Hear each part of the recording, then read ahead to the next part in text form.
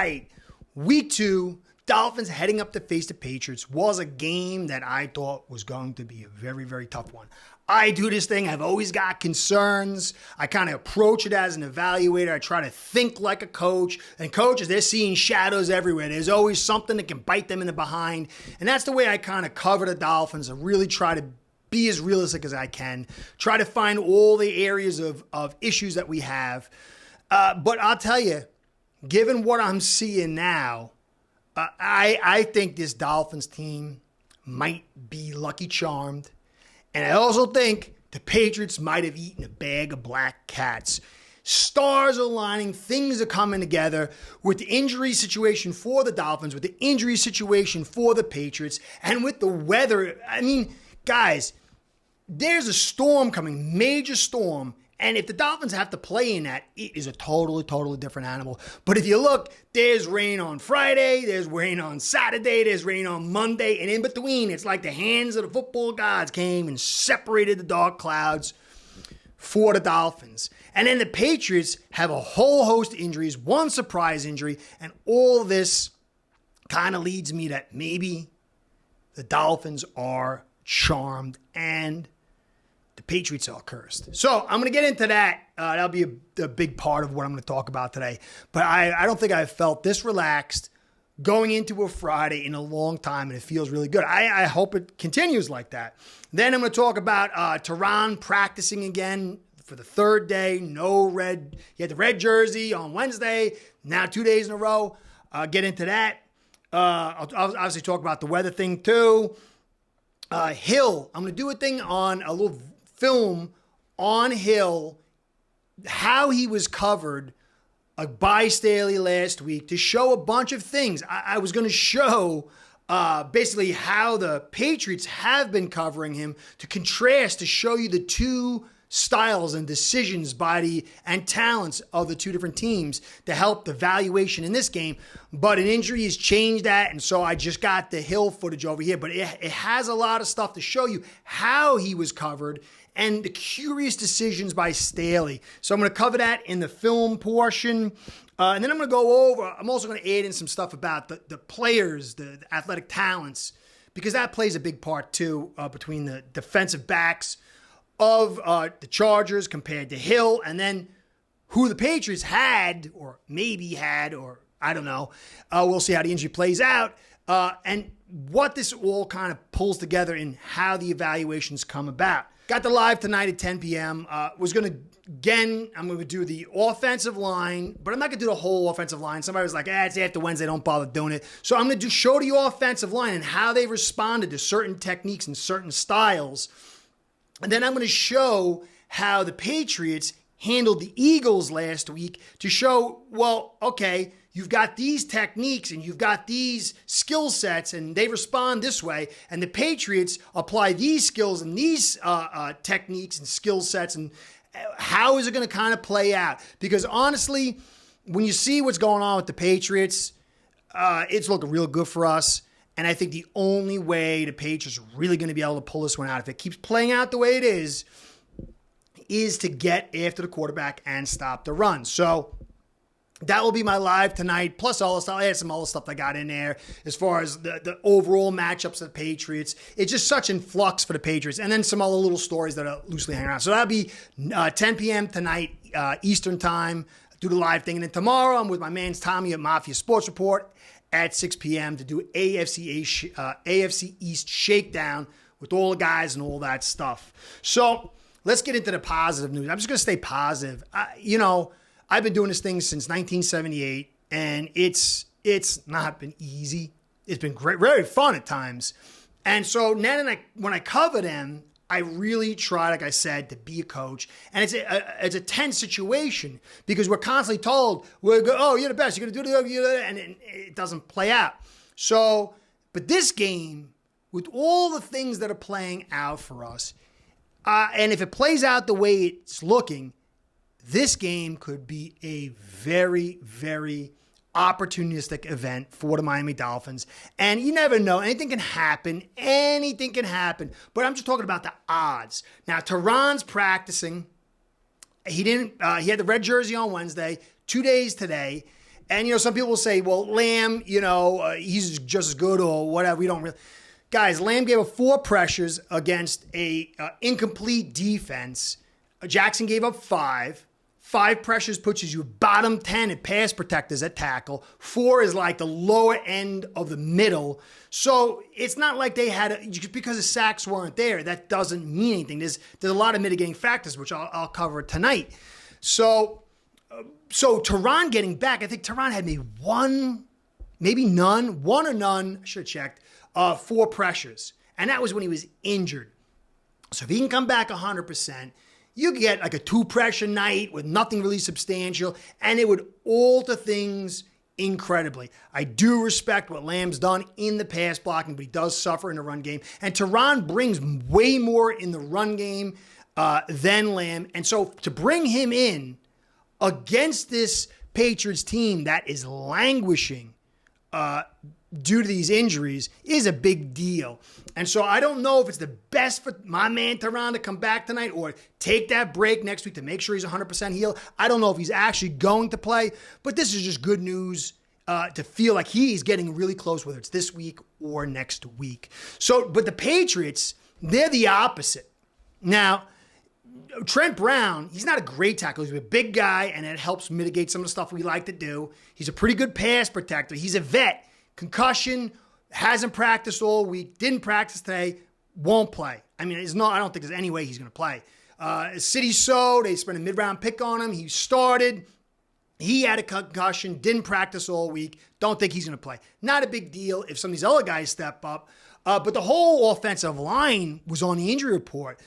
Strange, the first-round pick from last year, looked like he got better. He's battling a knee issue. He's limited. Is he going to play or is he not? Onwenu, ankle issue, star. Is he going to play? Is he not? Andrews, hamstring, star. Is he going to play? I mean, you literally could have Bill coming out and, protecting here. If all these guys are out or even half them, it's detrimental for a guy like Mac for what this team wants to do. It's a devastating blow. But for me, the biggest blow for the Patriots and the biggest win for us is Jonathan Jones. Now, a lot of people don't understand how valuable he is.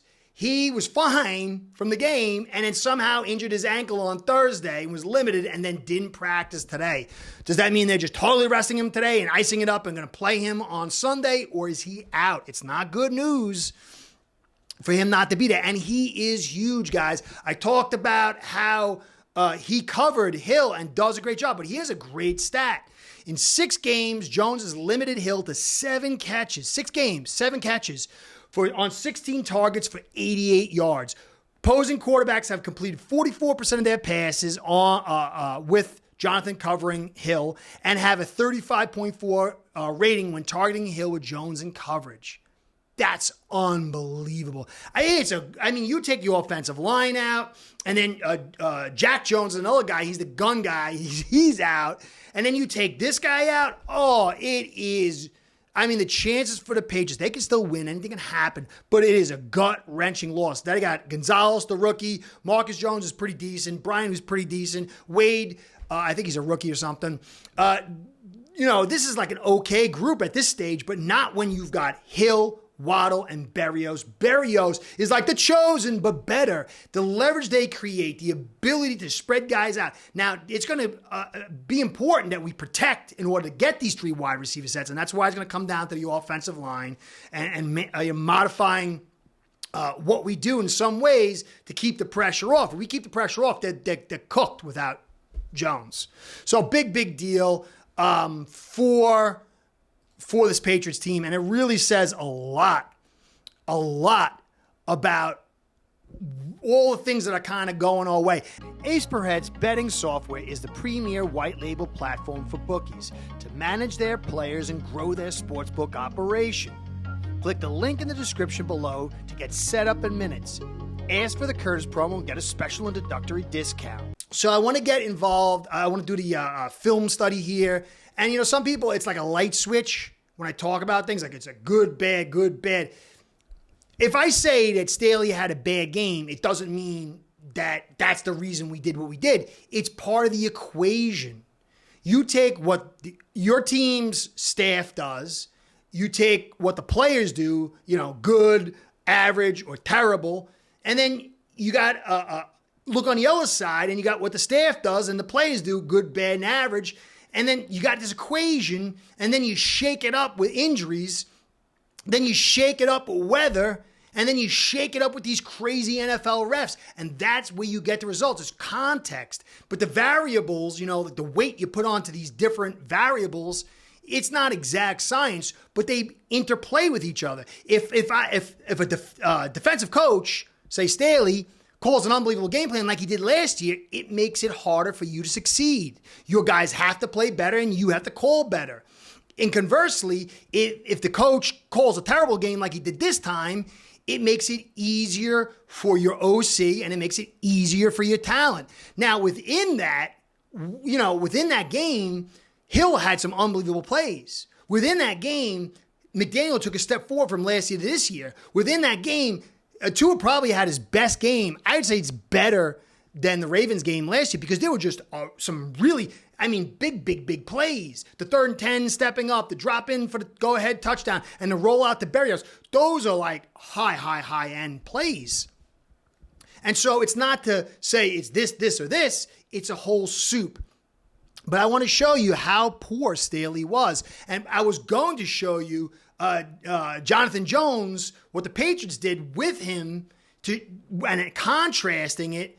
But since he's not going to be in, I don't even know I'm going to waste my time. So I want to leave that there. I'll wait to see what the report is, and maybe I'll do something on that to live tonight. Okay? So let's take a look at the film and see what we see. All right, let's look at the Chargers' coverage or lack thereof of the Miami Dolphins, most notably Hill. Mack doesn't shade over to Hill. So much space, easy pitch and catch for a solid gain. Just not really focusing on Hill, which is crazy. Here's Hill inside. It's not a big play for him, but you'll notice this bunch look, and this will play out big at the end. Something very similar to this, so take note of that. But look at Waddle just blow it open. J.C. Jackson has no right to play coverage like that. There is Davis bunched up, no right to play Hill like that. Crazy stuff. Here's J.C. Jackson now up on the line on Hill with his 4.5 40, and watch him get liquefied, and the safety's out of sorts. This is destruction. How does Staley not take notice of this? He should have known a pre-game plan, but how do you not see this and say, hey, we got to do something different? For the most part, he didn't. Now, again, this was good coverage. You got focus on Hill. You got over-leverage safety and corner. I like this. Now, the problem is Dolphins got 3 receivers, and Berrios and Waddle are going to make it very tough, but you got to stop Hill. Nice play, nice catch. Again, Hill in motion, and Davis is just not capable to play like this. Watch him get roasted, turned around. It's like a Barry Sanders thing, and this you can't. I don't know how you can, as a coordinator and a caller and a head coach in DC, you can say this nice move right there, but that's acceptable. How can you game plan for this? Now, again, this is Davis up close, and he will get torched. That's not even coverage. Nobody there to back him up. He can't handle it. That is truly insane to call that over and over and over again. So now look at this. The play action sucks everybody up. But what's going on? The middle's wide open. It's not Hill, but just shows how the Chargers weren't ready, weren't prepared. Now watch this one here. You can see good coverage. They got J.C. Jackson on the top. If he ran a fly, he would probably been open, but not bad. But still, Waddle's open. This was just a little bit of an underthrow due to the pressure, or this would have been a big play too. Again, Hill at the top, J.C. Jackson, and just fried. That's 10 yards already fried. Now watch the safety step up. How does the safety not drop it on Hill? Why is he coming up? It's totally crazy. This secondary was a disaster from planning, calling, and execution. Now you can see under here, look at Hill, he's let free, and all that space, and you're asking the safety, I think it is, to make this play. Another crazy decision, totally letting him run free, not focusing on him. Now, over here, watch Waddle, just wide open, and the corner just steps up, and no one's there and doesn't follow him. I don't know if that's broken game play or whatnot. Now here's Davis up on Hill, but he plays the physical game, and you see some success. And you see it a couple times where there was some success with the physical play. Why wasn't there more? Again, here, the physical play, inside, passing him off, nice coverage. This was good coverage. Now, the contain broke down, and that was a problem. And Tua makes one of the best plays I've seen in a long time. They could have shut this down in a critical point, but they lost contain, and Tua pulls off, one of his best plays ever. Look at that angle, where he's throwing it, how far he's throwing it, and where he delivers it. But the coverage is there, but the contain wasn't. Now, this is the last play. Just like that play I told you, remember, Hill inside in a bunch. Look how they jammed up. This is Jay Taylor, the fast guy. But everybody's trailing here. This is lost leverage. Hill's not the focus. Once you're here, you'd have to be faster than the guy because you're trailing. And he's doing a decent job, but the safety's not even paying attention. I think that is number 3. I can't remember his name right now. But this was decent coverage, but how do you not bring him help? Beautiful pass. It's just crazy. It's just crazy that he wasn't the guy to take away on 3rd and 10. All right, so you got what you saw on film. I talked about this guy's not up to his athletic, level, and this guy's this. But I want to show you exactly in this little graphic over here. You can see Hill at the top, 4.29 40. The 10-yard, first 10 yards of that 40 is 1.5. The split, the 10-yard split. The 20-yard split, 2.5. One vertical, 40.5. Broad jump, 10.9. Now, it's not just the 40. It's the different segments because it says you don't run 40 yards straight for the most part. Usually it's the first 10 is the most critical, and then the 20 because that's what you really operate. It shows your explosion coming off because even if you're running a 40, you might run the first 10, 15 yards at 80, 90% speed, and then you burst, and that 10, that split, really is determining your acceleration and your burst. And so you have to look at everything involved. But when you look at Michael Davis, 6'2", which means he's taller, and he has a hard time cutting because his center of gravity is higher, he ran a low 4.35 and a high 4.9, so he's around a 4.40. That's a big difference. But then you add in more stuff. His split was 1.6. It's not terrible, but it's a substantial a tenth of a second, which is a big deal. And then the broad the 20-yard split is 2.59. So it's 0.08 of a second, which is a little bit better, but it's still a sizable amount. But his vertical is 29. That's terrible. It really shows. And when we watched him, didn't you see him? He looked a little lumbering. He didn't seem to have that acceleration. Now, your vertical and your broad jump, his was 10, his 10.2. Those together, along with the 10 split, is this thing where you create the athletic talent. And Hill is high on everything. And he's smaller, so it's easier for him to accelerate and change direction. This wasn't a good setup, especially when you look at the technique, which I'll get into in a second. But J.C. Jackson, he was 4.5. That's like light years difference, and that's why you didn't see him much. But the last play where we got to 3rd and 10, it was Jay Taylor, 4.39, 1.54 over the 10 split, 37 vertical, and 10.5 broad jump. And you could see, even in a bad situation, he was relatively closer than most of the other guys. And you got to ask yourself, why didn't they use Belichick's method of putting Taylor on him man and then wrapping zone around him like what they do with Jon Jones? They waited to the last moment and then they brought him up.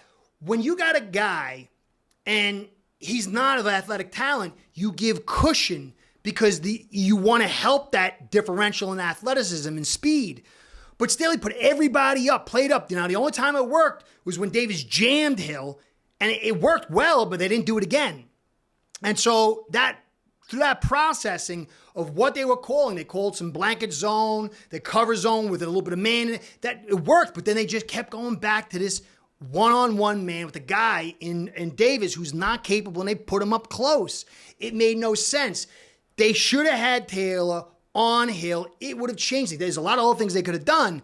But now if you look at Jonathan Jones, 4.33, 10 split of 1.47, which is faster than Hill, 36 vertical, which is a little bit less.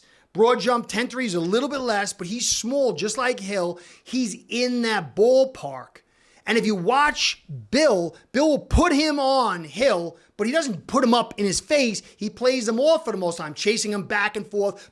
And once in a while, he'll leave him solo man, but for the most part, it's man with an over-zone coverage. And that's how you're able to limit Hill. You can't stop Hill.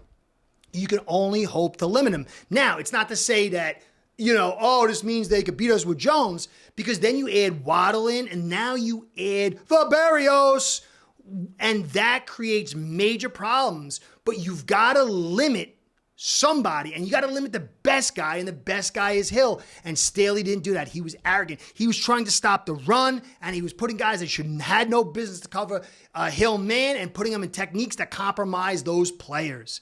And so that's what I was saying. Anyway, that's the whole thing. Guys, this is going to be a good game. It's really, at this stage, tilted in our favor. And this could be a very relaxing game. I'm not saying it's going to be.